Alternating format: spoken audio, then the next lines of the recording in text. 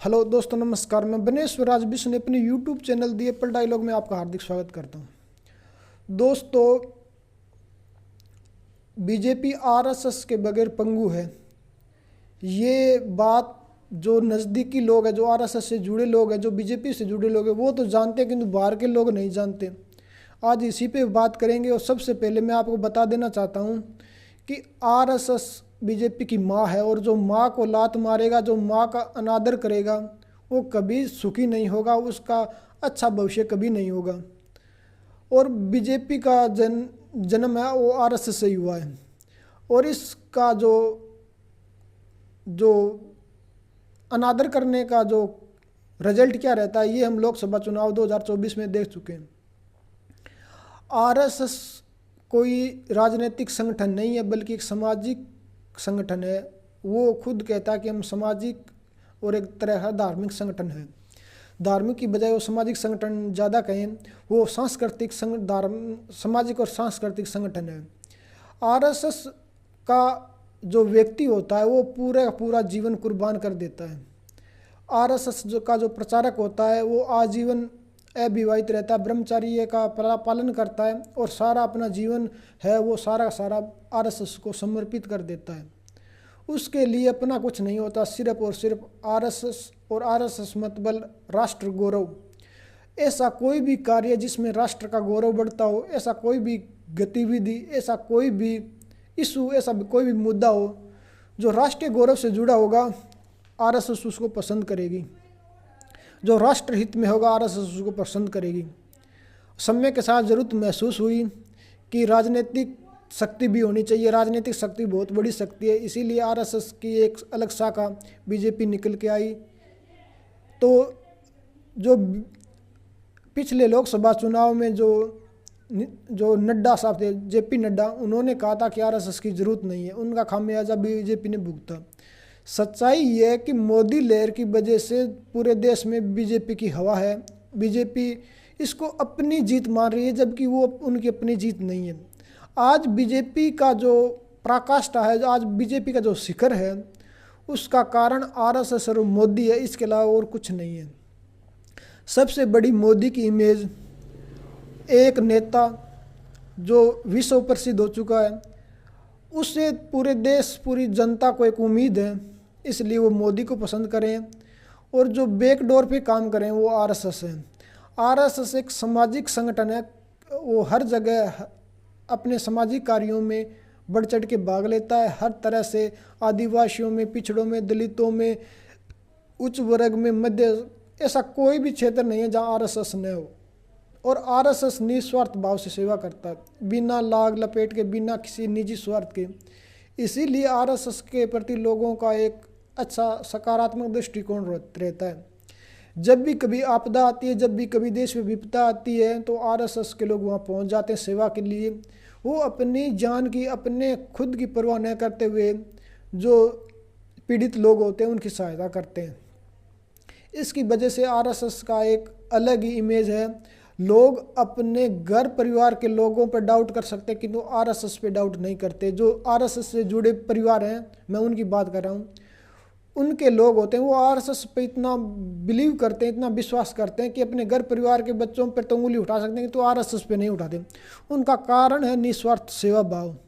और इसी की बदौलत आज सारे देश में आरएसएस का जो एक कैडर खड़ा हुआ है, उसका बीजेपी फ़ायदा ले रही है। हरियाणा में जो रिजल्ट आया, उसका कारण भी आरएसएस था। जो बीजेपी थी वो लगभग 30 से 35 सीटें मान के चल रही थी कि हमारे 30 और 35 सीटें आएगी। किंतु मैं खुद आरएसएस से कई समय तक जुड़ा रहा, तो आरएसएस से जुड़ने के बाद जो मेरे अपने कॉन्टैक्ट थे, उसकी वजह से मैंने देखा कि आरएसएस से जो इनपुट आ रहा था, जो सूचना मिल रही थी, उसमें इंटरनल रिपोर्ट ये थी कि हम पूर्ण बहुमत की सरकार बनाएंगे, यानी हमारे पास 45 सीटें आ जाएगी, 45-46 सीटें आ जाएगी। उसका कारण ये था कि जो आरएसएस है, उनकी अपनी जो पकड़ थी, उसी को उन्होंने आधार बना के ये बात कही थी। उसमें हुआ क्या था कि आरएसएस का अनुमान ये था कि यदि थोड़ा कुछ माइनस में हो जाता है तो हमारे पास 40 सीटें आएगी, और यदि जब हम उम्मीद करें उससे अच्छा रिजल्ट आया तो हमारे 50 के आसपास सीटें आएगी।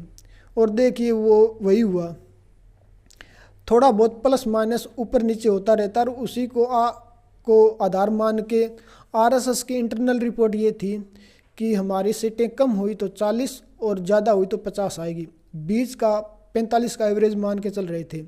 इसलिए मैंने 2-3 जो वीडियो बनाए एग्जिट पोल पे कि एग्जिट पोल झूठे साबित होंगे, उसका कारण ही वही रिपोर्ट थी।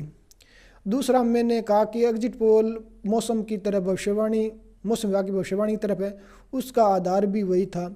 मैंने सीटों का तो नहीं बताया कि कितनी सीटें आएगी, किंतु मेरा जो आरएसएस का आकलन था उसी को मैंने आपके सामने रखा कि पूर्ण बहुमत की सरकार बनेगी, तो उसका भी कारण आरएसएस था। तो मैं आपको ये बताना चाहता हूँ कि जो आज बीजेपी का जो कैडर खड़ा हुआ है वो बीजेपी का अपना नहीं बल्कि आरएसएस का है। बीजेपी को खुद को उम्मीद ये नहीं है कि उनके जो कार्यकर्ता है वो भी उनको वोट देंगे। आज विश्व की सबसे बड़ी जो पार्टी है बीजेपी, यदि उतने वोट सारे के सारे बीजेपी को मिल जाए तो भी बीजेपी का अपना एक बहुत बड़ा कोर वोट हो जाता है। किंतु सच ये है कि बीजेपी से जुड़े लोग बीजेपी को शायद उतना फ़ायदा न दे जितना आरएसएस से जुड़े लोग दे रहे हैं।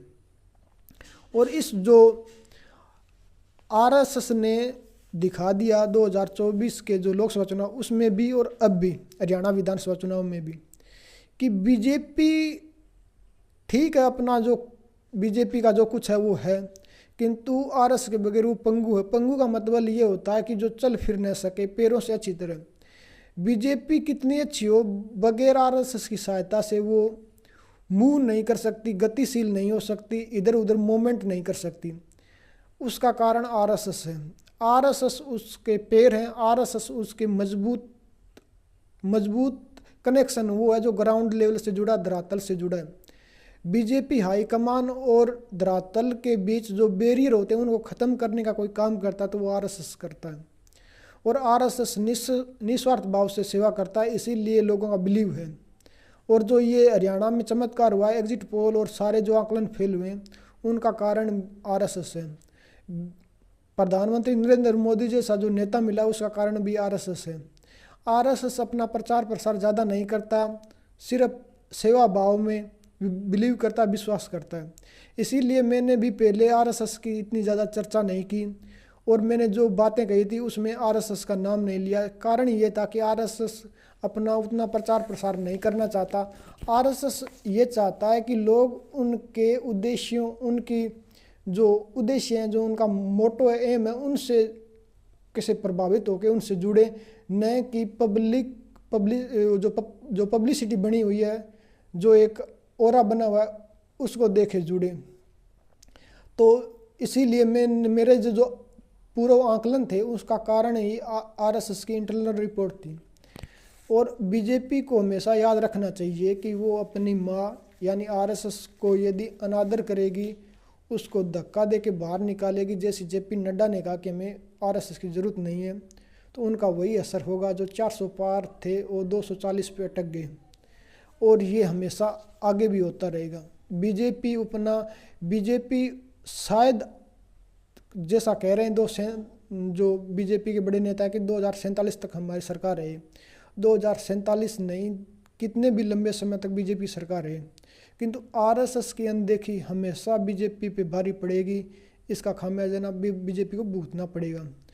और मैं फिर अपनी बात कह दूं कि जो आरएसएस के बगैर बीजेपी कुछ नहीं है, पंगु है, वो चल फिर नहीं सकेगी, एक जगह है, एक जगह सिमट के रह जाएगी। आज के वीडियो में इतना ही, धन्यवाद।